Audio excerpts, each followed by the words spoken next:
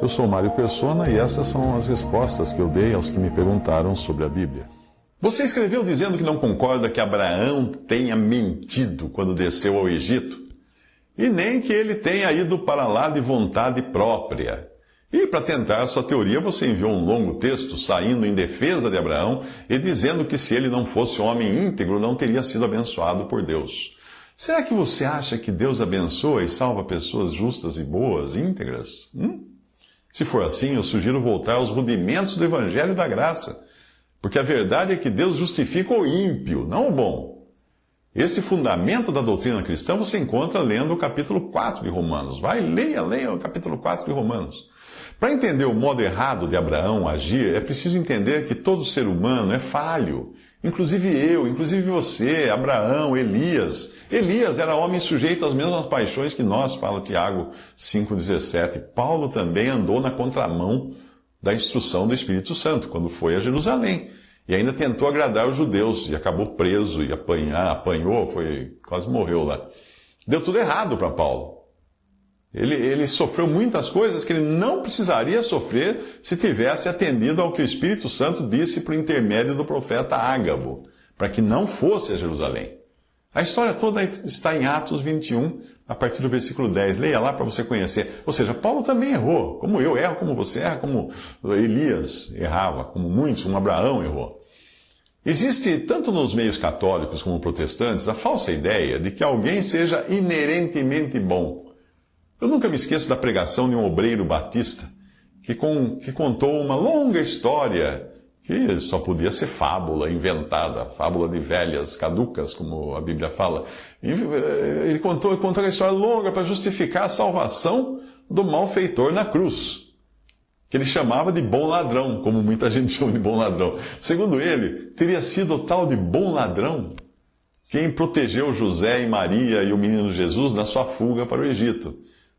Por isso, Jesus lembrou-se dele ali na cruz, e então, evidentemente, a sua salvação era mais que merecida. Aquilo ali era a salvação que estava retribuindo o favor dele ter protegido José, Jesus e Maria quando da fuga para o Egito. Que Abraão mentiu, ou ao menos não disse toda a verdade, ou que levou sua esposa a mentir, isso está muito claro no fato dele já ter combinado de antemão um estratagema com a sua esposa. Ninguém faria isso de boa consciência. Vamos combinar o seguinte, vamos para ninguém descobrir. Se ele edificou um altar e adorou antes de descer ao Egito, enquanto ele estava no Egito, nós não encontramos nenhuma menção de Abraão adorando. Ele iria voltar a adorar só depois de ter saído do Egito, quando ele volta a esse altar e adora. Veja a passagem que fala da sua viagem de volta. E fez as suas jornadas do sul até Betel, até o lugar onde a princípio estivera a sua tenda, entre Betel e Ai, até o lugar do altar que outrora ali tinha feito. E Abrão invocou ali o nome do Senhor. Gênesis 13:3.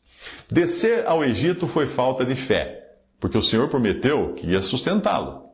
A fome na terra não devia ter sido motivo para ele recorrer ao Egito. Não. Se Deus falou que ia sustentá-lo, já tinha dado a promessa para ele, por que ele foi para o Egito? Algo semelhante fez Elimeleque, no primeiro capítulo do livro de Ruth, indo para Moabe, terra do povo que Deus havia amaldiçoado. Por causa de fome, ele foi para Moabe. E lá ele encontrou o quê? Bênção, prosperidade, comida? Não, ele encontrou a morte. Não apenas a sua morte, mas também dos 2 filhos. Obrigando a sua esposa a voltar sozinha com uma nora chamada Ruth. E as duas voltaram como? Na miséria. Na mais absoluta miséria. Moral da história, nós não vamos conseguir nada deixando de confiar no Senhor e construindo estratagemas como o que Abraão construiu para evitar que tomassem sua mulher numa terra para a qual Deus não tinha ordenado que ele fosse. Se Deus foi gracioso com Abraão ao ponto de ele voltar rico do seu caminho errado, o mesmo não aconteceu com Elimeleque, que só agravou a miséria da sua família. Norman Berry comenta sobre o caso de Abraão da seguinte maneira, abre aspas, lembre-se sempre de que as pessoas na Bíblia, que são são tipos, são figuras do Senhor e de outras coisas importantes também. Eram apenas seres humanos que às vezes falhavam. Ok? Aqui nós lemos da segunda falha de Abraão, em Gênesis 12, de 10 a 20. A primeira foi quando ele parou em Harã, em Gênesis 11, 31, ao invés de seguir todo o caminho até a terra de Canaã, conforme Deus havia ordenado. Desta vez, ele vai ainda mais longe, e nós o encontramos agora rumando para o Egito, em Gênesis 12, 19, instruindo sua esposa a dizer uma mentira. Nós crentes somos assim. Às vezes empacamos e às vezes vamos longe demais. O Egito é uma figura do mundo, com todos os seus atrativos, a sua cultura. Como crentes, nós estamos constantemente sendo tentados a voltar ao mundo.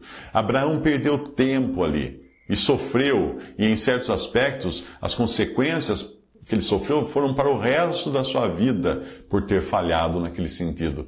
Deus foi misericordioso para com ele e permitiu que enriquecesse, mas que isso possa nos servir de aviso para nós. Isso foi escrito por Norman Berry em Chapter a Day. Do livro de Ruth, Norman Berry comenta o seguinte: um homem, um israelita, encontra-se diante de uma decisão a ser tomada: ficar em Israel, onde começou uma grave fome, ou ir a algum outro lugar. Isso está em Ruth, capítulo 1, versículo 1. Ele poderia ter aprendido de Deuteronômio 8, de 7 a 20, que Deus estava dizendo a seu povo que havia desobediência. Se tivesse permanecido e obedecido a Deus, isso seria uma prova de confiança em Deus. Ele desobedece, vai para Moabe, um lugar ímpio, certamente ímpio, e acaba escolhendo o pior. Ele provavelmente pensou: devo cuidar da minha vida, da minha esposa, dos meus 2 filhos. Que desastre cai sobre essa família. Em Ruth 1, de 2 a 5. O pai morre primeiro. Se a esposa, Noemi, tivesse discernimento da ação de Deus ao levar seu marido, ela teria voltado a Israel imediatamente, após a morte do seu esposo. Mas não. Ela ainda ficou onde estava. E depois disso, seus 2 filhos se casam com moças moabitas, o que era totalmente proibido, conforme nós lemos também em Neemias 13:1. Ela não os impede disso. Um filho morre e ela continua ainda esquecida da palavra de Deus. O outro filho morre. Finalmente ela é tocada. Ela dá ouvidos. Após 10 anos, resta apenas uma pessoa de uma família que tinha 4 membros. Gálatas 6, versículo 7 diz: não erreis, Deus não se deixa escarnecer, porque tudo que o homem semear, isso também ceifará. Isso está em Chapter a Day, também de autoria de Norman Berry. Mackintosh, na sua coleção de comentários sobre o Pentateuco, mostra como não só Abraão mentiu a respeito de sua esposa, mas o seu filho Isaque fez o mesmo, seguindo o péssimo exemplo de seu pai. Ali diz assim, ele escreve assim, Mackintosh: sabemos que desde Gerar a Jerusalém era caminho de 3 dias. Gerar era, portanto, comparada com o Egito, uma posição avançada. Ainda assim estava ao alcance de influências perigosas. Abraão encontrou lá dificuldades e, do mesmo modo, Isaque, como vemos nesse capítulo, e também da mesma forma. Abraão negou a sua mulher, e o mesmo fez Isaque. Isto é muito grave. Ver o pai e o filho caírem no mesmo pecado, no mesmo lugar, mostra-nos claramente que a influência desse lugar não era boa. Não tivesse Isaque ido a Abimeleque, rei de Gerar, e não teria tido necessidade de negar sua mulher. Mas a verdade é que o mais leve descuido quanto à verdadeira norma de comportamento aumenta a fraqueza espiritual.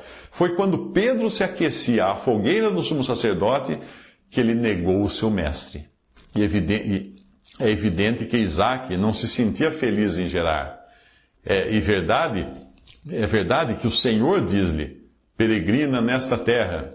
Mas quantas vezes o Senhor dá instruções ao seu povo moralmente convenientes para as condições em que ele sabe que eles se encontram e que são calculadas também para despertar o seu povo para um verdadeiro sentido dessas condições que aparentemente Deus permitiu? Isso foi escrito por Mackintosh em Notas sobre o Pentateuco no livro de Gênesis. Visite respondi.com.br. Adquira os livros ou baixe e-books. Visite 3minutos.net. Baixe o aplicativo.